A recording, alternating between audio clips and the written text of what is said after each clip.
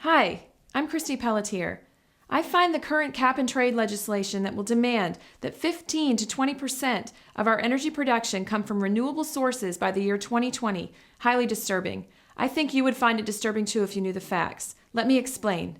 Most people agree that renewable energy is something that should continue to be investigated and even put into commercial practice where it makes sense to do so.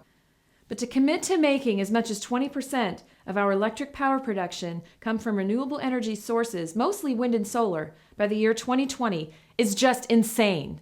It cannot be done economically with today's technology. Renewable energy currently makes up about 7% of our total energy consumption. 90% of that comes from hydro and biomass.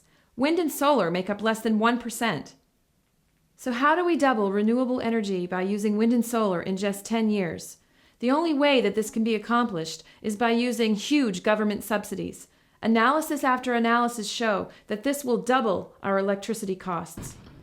Even President Obama admits energy costs will skyrocket. That money comes right out of our pockets. What really burns me up is that no one ever tells us that wind and solar power have serious limitations. The wind only blows 25% of the time, and the sun doesn't shine at night or when it's cloudy. The only backup is natural gas and coal, so that means we have to keep the coal-fired generating plants going as a backup.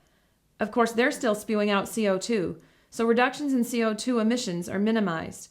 Not only that, but we would be paying for renewable and coal-generated electricity at the same time. President Obama tells us that green energy will create between 2 and 5 million new green jobs.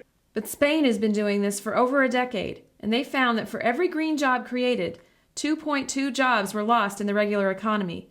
Worse, each new green job cost over a staggering $750,000. If this ratio holds for the United States, and there's no reason to suspect it won't, the net result may be a loss of 6 to 10 million jobs at a cost of $10 trillion by 2030. That is a huge hit on our already weak economy.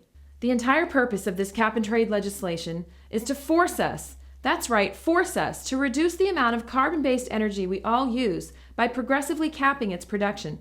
In other words, it's forced rationing. We're supposed to reduce carbon emissions by 42% by the year 2030 and by 83% by 2050.